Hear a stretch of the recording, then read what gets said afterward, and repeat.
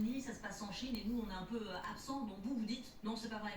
Alors, moi je dis que c'est pas vrai. Déjà, les talents sont en France. Ça, c'est une réalité et tous les experts le disent. On a les meilleures universités au monde avec les formations en IA. On a aussi les meilleurs ingénieurs, les meilleurs chercheurs en IA. La problématique peut-être c'est qu'il y a cette fuite de cerveau qui est réelle effectivement. Mais par contre on a quand même des super boîtes en France, des boîtes qui font une différence. Et je pense que aussi ce qui contribue à cette musique c'est qu'on a une approche parfois qui est un petit peu différente des États-Unis ou de la Chine, où on va chercher à faire une IA qui est dimensionnée, qui est pratique, qui répond à un besoin particulier. On ne va pas forcément chercher tout le temps à être les meilleurs.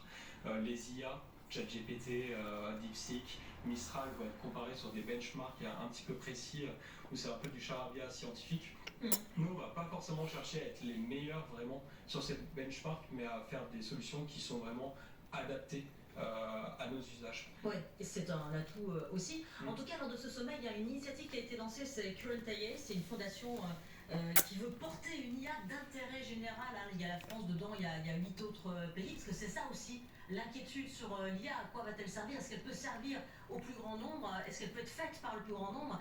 Est-ce qu'elle peut servir l'intérêt général? Bon, vous, inutile de vous poser la question, vous en êtes plutôt convaincu, mais est-ce qu'on peut légitimement s'inquiéter?